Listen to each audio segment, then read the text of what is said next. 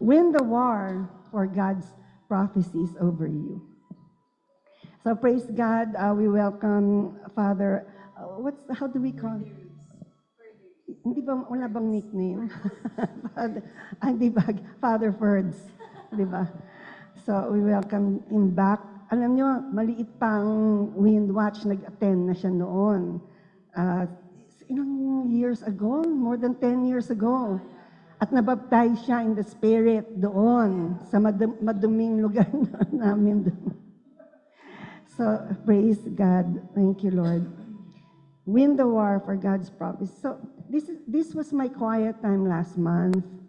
And so sabi ko, Lord, grabe yung tama sa akin. And I want to share with you what God taught me about prophecy. And I want to introduce a new culture of prophesying sa atin. Kasi although ginagawa natin to, pero hindi intentionally. So let's see. Let's all rise and read the scripture. From 1 Timothy 1:18 to 19. Timothy, my son, I am entrusting you with this responsibility in keeping with the very first prophecies that were spoken over your life and are now in the process of fulfillment in this great work of ministry, in keeping with the prophecies spoken over you. With this encouragement, use your prophecies as weapons as you wage spiritual warfare by faith and with a clean conscience. For there are many who reject these virtues and are now destitute of the truth. Destitute means poor. Naging poor na sila sa faith nila. In Jesus' name, let's be seated. Thank you, Lord. Ang dami ko nga fans. Hi, everyone. Makinig kayo. Tama na yung greeting. Nag-hi sila.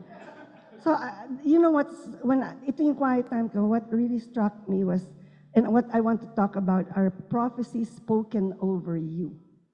That's not WK. So be excited to have prophecies spoken over you, and I'll explain. Excited na sila, amen. And I really think that this is more powerful when, and I know it happens to you, but you don't realize these are prophecies spoken over you, and you don't do anything about it. Hindi mo alam, ano yung sabi? They are weapons. The prophecies spoken over you are weapons. So let's see. We're going to talk about when God talks, you're supposed to what? Listen, align, and win. Inano ko yung LAW, the law of prophecy. And there's no such thing, inimbento ko lang yun. Pero para na maalala nyo yung the law of prophecy, LAW. Ano yung L? Okay, titingin. A, Pastor Freddy, tinitingnan mo naman eh. W, win. So when God talks, listen, align, and win. And so when God speaks, He speaks a word of prophecy, and then you will align through the process of fulfillment, and then you will win through His promise. Okay.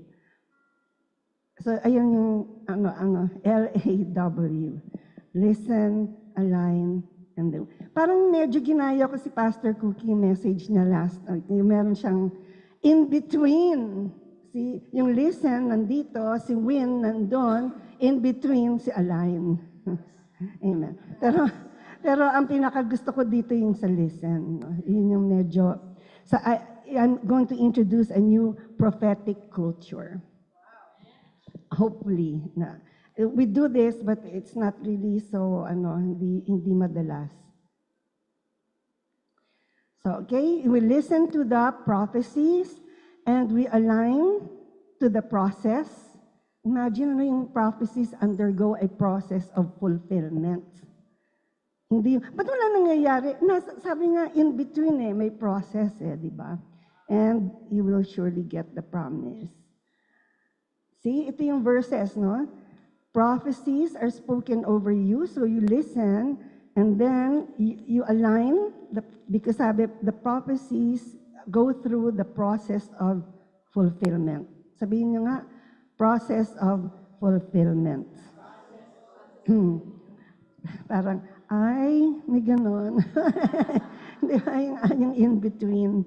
And then they are weapons so that we will win.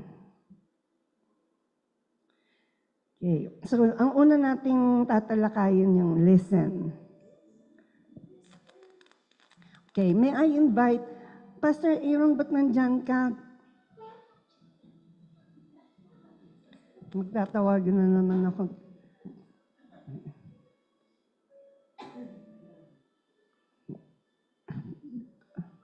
Okay. Kasi importante ito, mga propeta pa naman itong mga to. Kaya, sa harap naman, sumoob na yun po. Sige. Okay yan. Listen. Listen! These are prophecies spoken. Paano kaya yan, no? Tingnan natin. So, let us give God the prophetic initiative. Ibig sabihin, so, when you pray, God listens. Diba? You ask for a WK, God listens. But when you listen, God talks. Amen? Sa God talks ko to eh. So, bentang-benta. So when you listen, God talks. And so iibayin naman natin ang style natin, attention prophets, na i-ano natin itong culture na to, na hindi yung tanong lang sila na, gusto kong malaman kung paano ko ibebenta yung lupa ko. Gusto kong malaman, ganito, ganyan, di ba? Anong strategy ko para yumaman, para mabayaran ko yung utang ko. Yung sabi nga ni Pia, sabi ko, nandito ba si Pia? Pia Go. Nandito siya kanina. Present. Sabi niya kanina, gusto ko sana, tinatanong siya, anong papa-WK mo? Wala. Sabi niya, gusto ko sana kung ano lang, natatawa siya. Ayun ang tinuro sa akin ni Pastor Minas. Kasi 1 month ago na to siya, una kong pinag-practicean. So, wala mo nang tanong-tanong, wouldn't you want to know what God wants to tell you? Para hindi yung agenda niya, di ba? I mean, hindi yung agenda natin, yung agenda niya. Kaya marami akong nagagawa sa LGI, sa yung mga projects ko for 20 years, and then itong God Talks. Kasi God Talks, yun lang. Hindi ako ang ano ko nga pag Pastor S, hindi ka tanong tayo kay God. Ano yun? Basta tanong lang tayo kung anong message. Baka meron siyang gusto sabihin. Hindi ko naman akalain, utusan na naman ako ni God. No? So kaya gano'n, when God talks, iba talaga. And mapupuno yung buhay mo hindi ka mabobore. Kasi may happening ka na naman. Amen? Kaya when God talks, so many times God talked to me, and well, the major thing is you resign. He made me resign from my job when I got born again. Nasa research ako. Tapos mag-ano ka sa church. Nung nasa church na ako, mag-resign ka dahil itatayo yung LGI. So, ang dami pa. And then nung nasa LGI, mag-resign ka kasi God talks naman. Mag-retire. Mag-retire. Thank you for that. Baka sabihin nila nag-resign ako. Oo nga. So parang kay Samuel, the Lord said, Samuel, Samuel. Then Samuel said, dapat ganyan tayo. Speak, Lord. I am your servant. I am listening. Speak, Lord. Diba? Pag pumila kayo kay Pastor, speak, Lord, I'm listening. So si Pastor Esther naman, nako-confuse. May anong papadaway? Wala. I'm listening. Amen? Bago na. And you'll be surprised. Kaya pagka ganyan ng ating kultura, grabe, before you know it, ang ganda ng liko-liko ng buhay mo. Kasi si God talaga, hindi mo iniisip, biglang God will say, itong gagawin mo, ha? Amen. Do you know that I don't like to write? I never write. Kaya puro sa outline lang. Pag nagme-message ako, outline, kasi tapos sabihin ni God, you write a book. Ano magagawa mo, di ba? Pero exciting pala. Diba? So, God will just bring you, but kung ikaw dapat WK, lagi kang may agenda, wala, sayang. Develop a passion for God's prophecy spoken over you. So when you are listening to messages and all, dapat nyo yun na, Lord, speak to me. Kaya tingnan ko kung may ballpen kayo, kasi or kahit na walang ballpen, kasi you're supposed to catch something. You know, Lord, meron ba kayong ganong attitude na kaya ako, gustong-gusto ko, I always have a notebook when they preach here or when in our church, lagi ako Lord, talk to me. Diba? Tapos, diba, basta may sasabihin ng isang tao, yung preacher, biglang, wow, ako yun, sa akin yun, kinakausap ako ni God. Sulat mo kaagad, amen? And your life will change. So, si Sheila, ballpen and notebook, check. Ang gulo niya na dito sa chat. So, develop a passion for God's prophecies. You collect the things that you hear from God through, How do you know that God is talking to you? Through a verse. When you're reading a verse, right? Na, wow, kaso kung di ka mahilig mag-quiet time, wala kang verse. No? Or somebody preaching, sa preaching, dapat meron ditong, Lord, ako yung kinakausap mo di ba? Kino-correct mo ako or ini-encourage mo ako or you're comforting me, etc. Or a situation, something's happening and then you can connect. Like what's happening now in the world? You know, Jesus is being lifted up. Amen? So, ano na nangyayari? And yung, grabe, hindi pa nga nakakaupo si Trump. Pumapapil na, ayan na si Netanyahu, si Putin, nandyan na, pumapapil na sila yung mga world leaders, amen? Kasi, sabi ko, kaya pala walang takot ito si Trump. Dahil kay Jesus siya, di ba? Pagka may sa kanya si Lord. Okay, or a word, a picture, a reading, whatever, nasa jeep ka, may nakita ka nga, sign, and then, Lord, you're talking to me. Or sometimes nanunood ka ng movie. And then, don't you have those moments? Amen? So, you have to remember when God is talking to you. So, ganun din ang mga nangyari sa akin na yung mga moments when God talks to me. Isa na itong message na to. This was my quiet time, yung binasa nating passage. And then, sabi ko, Lord, ito yung dapat namin gagawin. Imbis na may agenda kami sa WK. Hindi abolished yun, Tuloy pa rin yun. Pero ibig sabihin, maging excited tayo dito sa agenda ni God. And you'll be surprised, yung ginagawa mo pala for 5 years, hindi pala yun. May agenda pala sa God sa'yo na exciting. Amen. Or, yung ginagawa mo for 5 years, tapos na pala. Ending na. May bago na hindi mo alam kung ano yung bago. Kasi hindi ka naghihintay na, Lord, anong sabi niya sama? Speak, Lord, I'm listening. Amen? I'm listening. Okay. So that's the first L, that's the law of prophecy. Listen to the prophecies. So sabi ko, ito yung prophecies, they are spoken over you. Parang sana merong mga, parang call out. Yan, call out. Di ba? Hindi mo alam. Ayan, that's spoken over you.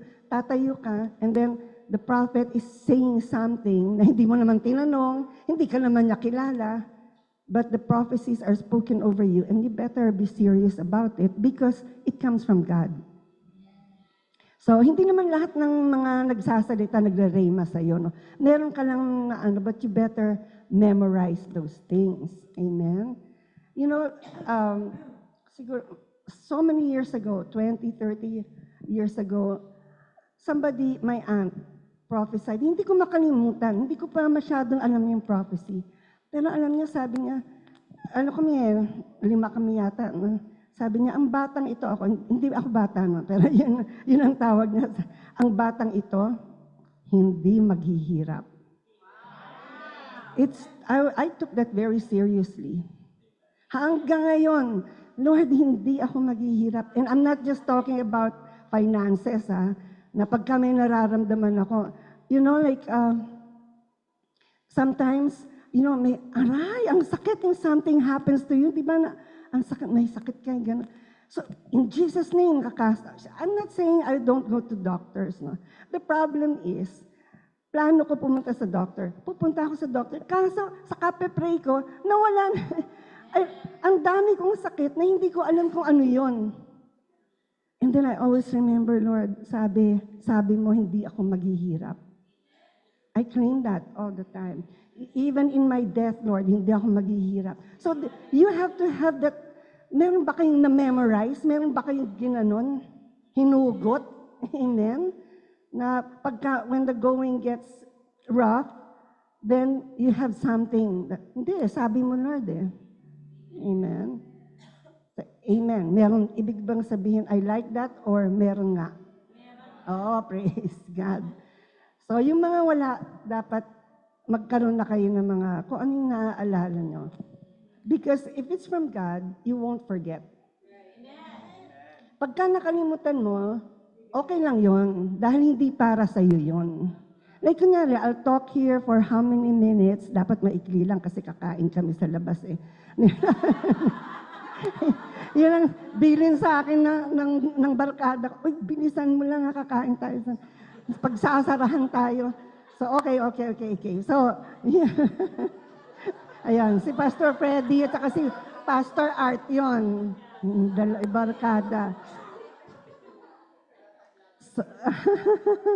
So, ano na nga ba yung sinasabi ko? Pagka nakalimutan mo, okay lang yon, hindi sa'yo yon.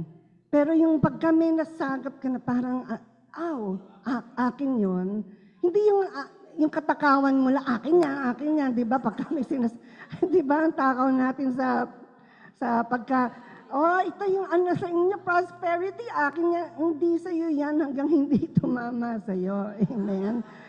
Ganon yung point ko.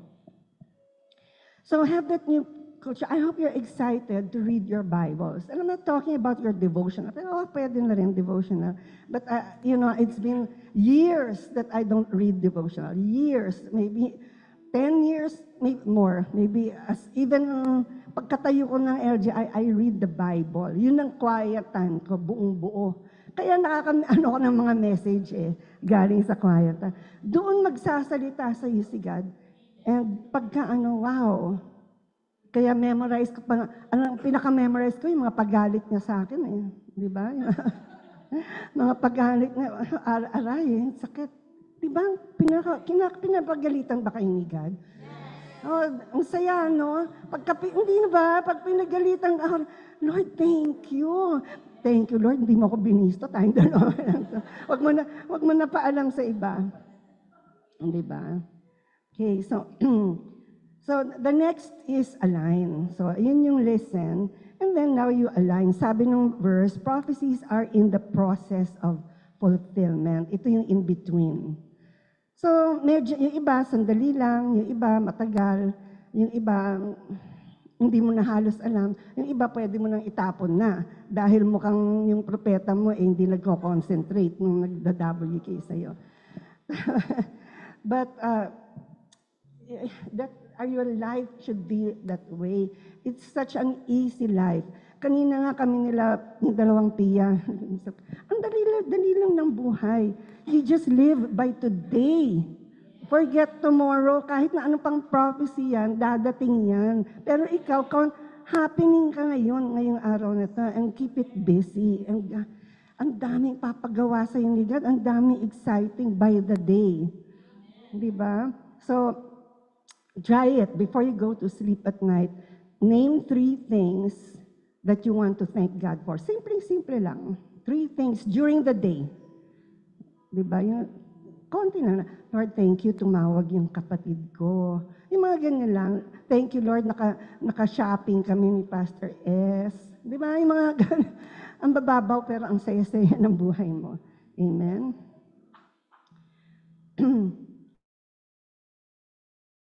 Okay, so this was the verse in verse 18. Prophecies are now in the process of fulfillment in this great work of ministry in keeping with the prophecy spoken over you. So align ka lang, sumunod ka lang, and meanwhile, since hindi pa nangyayari, don't run after the prophecies.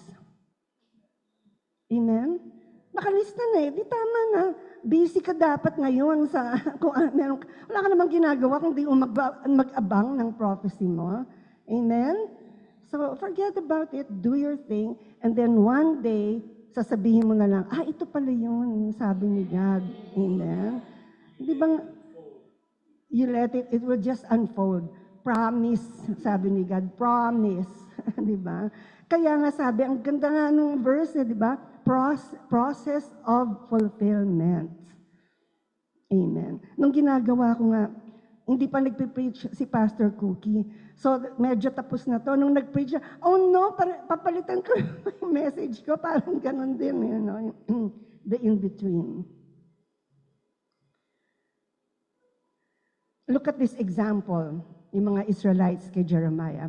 The people said to Jeremiah, galing, it does not matter if we like the prophecy or not. We will obey the Lord.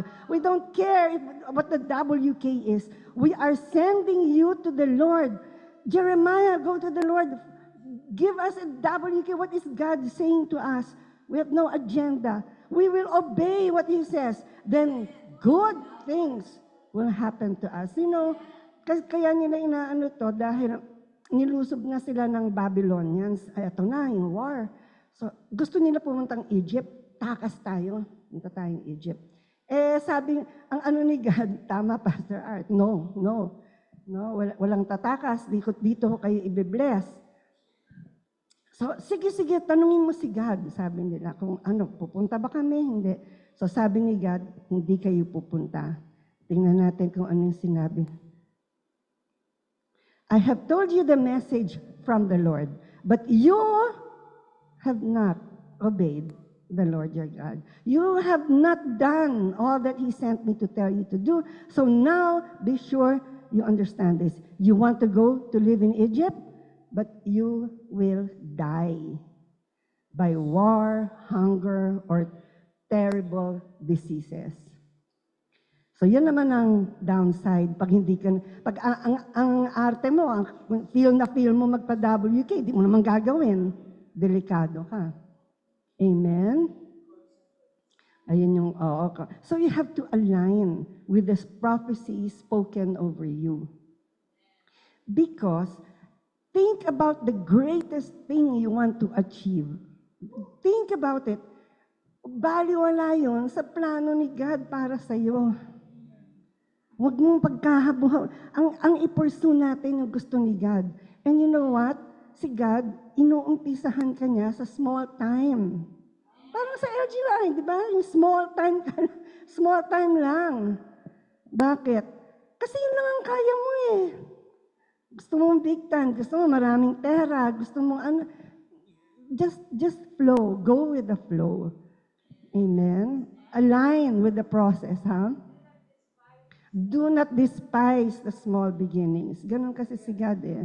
So, wag kang, ang daming nag-amen. God is training. Wow, naman si Tet. God is training during the waiting. Yes, Tet. Board member natin yan.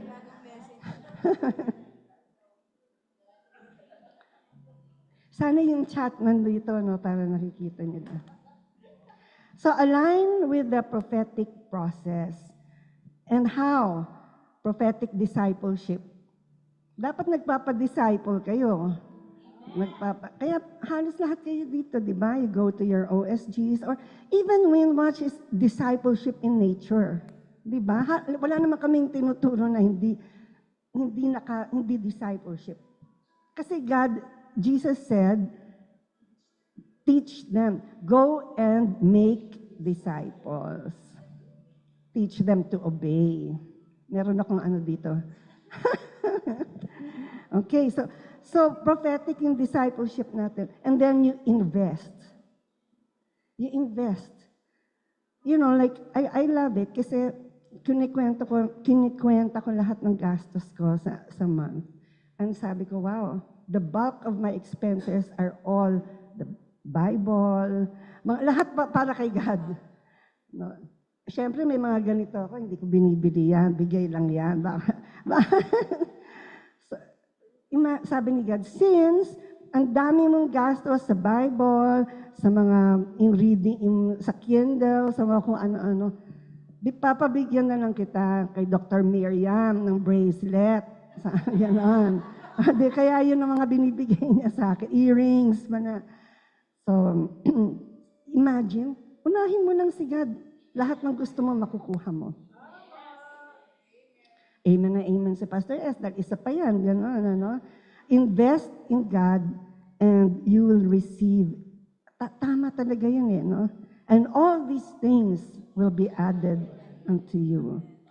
So kung ano man ang prophecy over you, well, when God talks and you biglang tumama sa'yo, lista mo lang, mangyayari yon.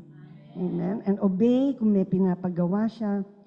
And then, your discipleship must be intensive. Hindi yung pahapyaw-hapyaw lang, 30 minutes lang sa Winwatch, sabihin mo, ay, nag-church naman ako, nag-ano na. Hindi yun. Yung talagang IME, lahat ng mga, it doesn't even have to be in Winwatch, a church niya, whatever. It has to be intensive and intentional. Hindi yung, kung ano lang, kung kailan lang, amen, then you're not going to become, tapos nagugulat ka, ba't ganitong buhay ko, walang kakwenta-kwenta? Ba't nagulat ka pa? Amen? Diba? Nagulat ka pa. Okay. Align. Hindi ka naka-align. So, listen and align. So, it's important that you listen first sa will ni God. And then, you align sa process. And lastly, you will win. You will win the war. Sabi nga, the promise is that the prophecies that you receive are going to be your weapons. Kasi when you receive a prophecy, like, sino yung kakilala natin na magkakabahay siya? Paano siya magkakabahay? Ay, magkakapera, millions siya. Paano siya magkaka-millions? Eh, poor na poor naman siya. Pero nangyari nga. Pero how long did she wait? 8 years? 10 years? O 10 years, di ba? Pero pinanghawakan niya yon as a weapon. Huwag niyong mamadaliin si God. You know why? Talo kayo. Sa kakahintay nyo, lumipas na yung araw, ay yung taon, wala pa kayong nagawa, wala kayong happening, hintay kayo ang tagal naman, hindi ganun mag-operate si God.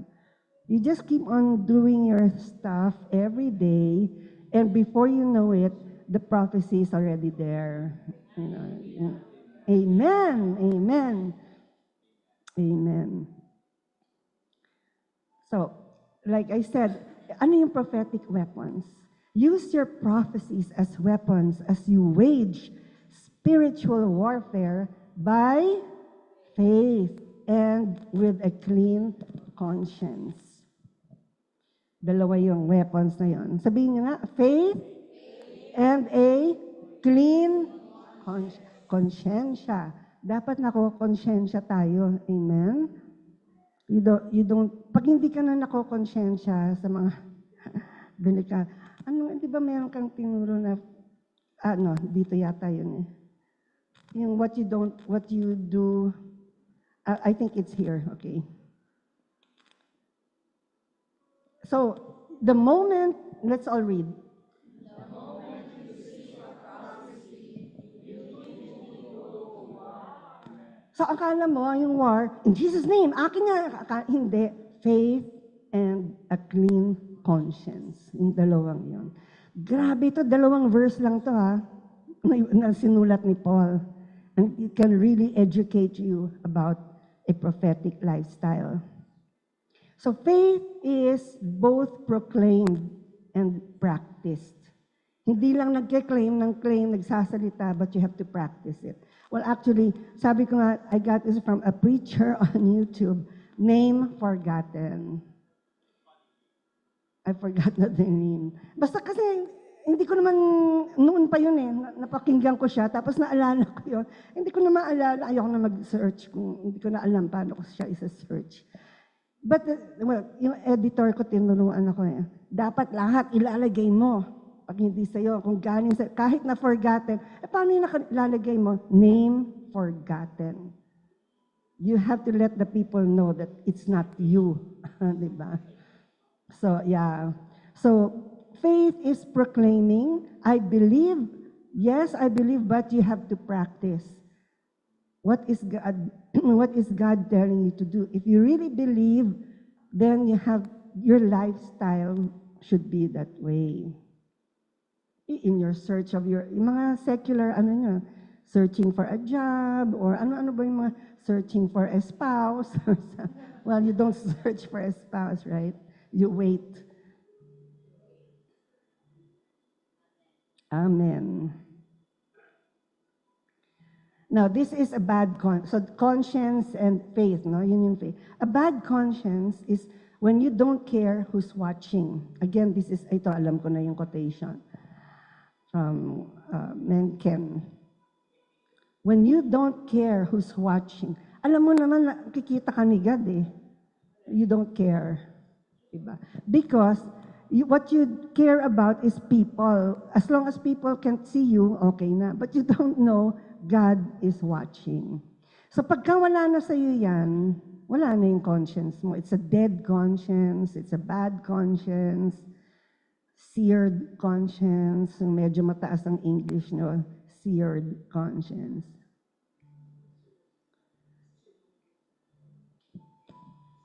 And a clean conscience, yan, that's me. When you do what is right and you right what is wrong.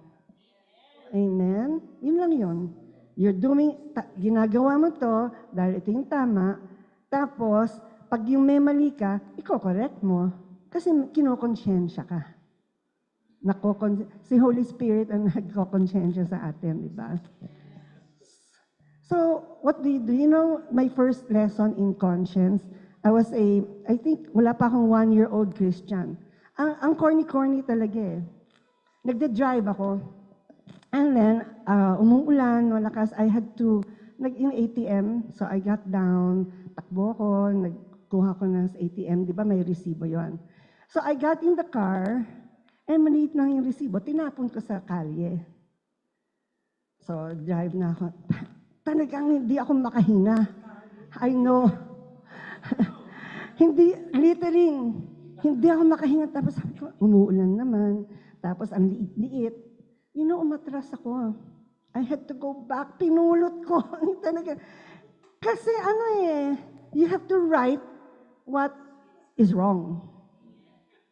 Kung hindi, paano ako magka-quiet time? Eto na naman si God. No, ang hirap mag-quiet time pagka may atraso kay God. So kahit na ganun kaliit, no, na parang kala mo wala lang, but you can still write, and doon ako nakahinga. I thank God na umatras. Buti na lang, umatras ako. Kung hindi ko ikikwento sa inyo, syempre. Correct. Wala akong example. So nilinis ko yung konsyensya ko. So yun ang gagawin nyo, lilinisin nyo yung konsyensya nyo by writing what is wrong. Making right, when you write what is wrong, that is cleansing your conscience. Amen? So those are the two weapons. Faith, when you practice what you believe, and when you write what is wrong. And you do what is right, and you write what is wrong. So ayun na that's how to win. sorry na lang, di ba? That's how to win. Wala kayong dapat na mga anomalya dyan. Sumakay ka sa jeep, kulang yung, alam mo naman na kulang yung inano mo, hindi pa pwede. Hindi baling kulang yung sukli sa'yo, wag lang ikaw yung may kulang. Diba? Bakit? Wala naman nakakakita, wala naman nakakaalam. Si God is watching and you care that God is watching. Ang hirap talaga si God. Nangongonsensya. Ngayon, pag hindi kayo ganon, dead na yung conscience nyo. Wala kayong weapon. Kaya walang nangyayari. Amen? O walang nag-i-amen na ngayon.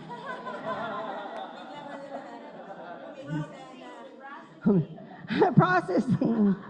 So be faith protected against faith poverty. Sabi, there are many who reject faith and conscience, clean conscience, and are now poor, destitute, namulube of the true faith. So nagkakaroon sila ng faith poverty. Kaya walang nangyayari. Pray naman ako ng pray, pero hindi, faith is invisible. Do you know how much faith you have? You have to test it. Like ako, excited ako in my prayer. Talagang pinaproject ko yung storms Sabi ko, ilang years ko na ilang storms na yung pinaject ko sa Facebook. Na talagang magde-declare ako, parang nakakahiya, no? Kasi, kung walang mangyayari, di ba?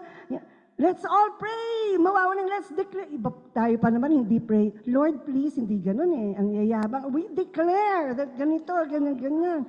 Yeah, sabi ko nga, yung push back the darkness, amen naman kayo, di ba? Yung kahihiyan ko, kahihiyan nyo na rin kung walang mangyari, di ba?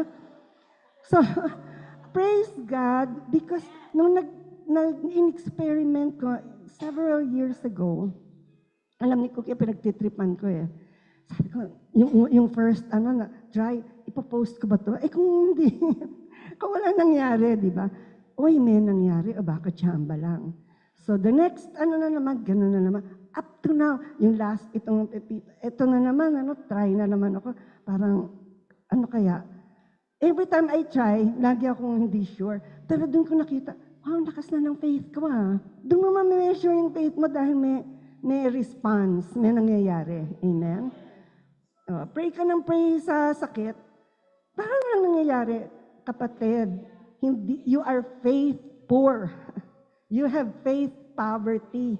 You don't know it because it's invisible. And faith, you want to increase your faith, it comes from hearing the prophecy spoken over you. You collect and memorize it. Diba? The Rhema words. It can be the scripture, it can be whatever. Sabi ng propeta sa akin, o sabi ng nanay ko, sabi ng tatay ko, like God can speak. Kung hayop, di ba? God spoke through the donkey. Di ba? Oo. Yun ang may propetang donkey. Amen? Hindi nga, di ba? Kaya we have no excuse. I know that why God gave me this ministry. Because I keep, demanding from God. Baby Christian pa lang ako. Lord, bigla akong, teka muna, nakahalata ako dito kay God. Parang ang dami kong letters sa Kanya. So, Lord, binobola-bola ko si God, ganyan, pa-sweet-sweet. Pero wala naman, hindi naman ako kinakausap. I demand. Kaya ako ng God talks. Diba? I demand. Kaya binigay niyo sa akin yung ministry of prophecy where He talks to people. Binigay niya sa akin si Pastor Chris. Siya yung unang propeta na namangha ako na, nakikita mo lahat yun. Na-excited kami. Wala na. Araw-araw na kami magkasama, the WK. Because sabi ni God, wow, ang hilig nito, makinig. Ang hilig nito, I'll talk to her. So una, hindi ko pa alam yung WK, so sa Bible, God, I demand, you talk to me. Ang mga tanong ko, Lord, sa tingin mo ba maganda? Nagagandahan ka ba sa akin? Yun ang mga tanong ko kay God. O, di ba? sinagot naman ako ni God, pag, Lord, sagutin mo ako sa quiet time ko. O di din sa Isaiah, ang ganda ko daw, no? Yung reading ko. Tapos tapos ng quiet time ko sa church, wala naman akong ginawa, no? Lahat ng tao, ay, ganda-ganda mo ngayon. Natatawa lang ako, Lord, sobra ka na, tama na, okay na. Gets ko na. Maganda na ako, sige na. Di ba? So, yung mga ganon, doon ko lumalakas yung faith ko that God really talks. Kaya lakas ng loob ko na sumulat ng libro, that God talks. So, yung next books ko, on my third book, pero hindi pa yun, on my fourth book, doon ko na ibubuhos yung secrets natin, yung maka-weirdohan natin about God talking. Kasi alam nyo, hindi mabenta yun eh. So, anyway, sa fourth book ko na lang. Kasi mas matanda na ako na magiging, di ba? So, kahit ano pang sabihin nila, okay na. So, that's it. Listen, align, and you will win. You will win your prophetic war. And I want all of us to read it again. Ngayon naman with feelings, kasi mas naiintindihan na natin. With conviction, with faith. Okay? Pastor Aaron, halika nga, i-lead mo nga kami maganda. Feel nito maganda. Okay. Timothy, my son, I am entrusting you with this responsibility in keeping with the very first prophecies that were spoken over your life and are now in the process of fulfillment in this great work of ministry, in keeping with the prophecies spoken over you. With these encouragements, use your prophecies as weapons, as you wage spiritual warfare by faith and with a clean conscience. For there are many who reject these virtues and are now destitute of the true faith. Pastor A. And so that's the message for all of us. And yun yung, don't forget, law.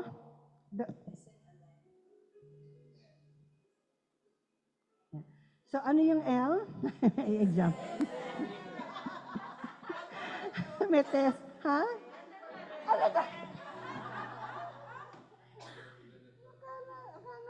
Ayan. Ano yung W? Win. Ano yung A? Align. Ano yung L? Wow, talaga na. So, that's the law of prophecy from Pastor Mina. Baka naman magmalaki ka, may law pala ng prophecy. Inimbento ko na yan para lang ma-memorize, no? So, from now on, tama yung kanina sabi ni Pia, wala akong tanong, basta lang kung anong sasabihin ni God. So isip-isip ko, alam mo pa yung message ko, ano ka ba? Diba? So tayo muna tayong lahat bago tayo mag-receive ng benediction. Kasi gusto ko mag-release ng faith, increase, pero gusto ko mag-confess kayo ng conscience nyo. Kung anong meron dyan. Let's rise and be ready with the Lord, in Jesus' name. So just say your prayers to the Lord. If there's anything that you have to right, any wrong that you need to right, na itatama natin today, tonight is the night, this is the weapon that we will use for our prophecies to come to pass. And by faith, we believe, we practice what we proclaim. In Jesus' name.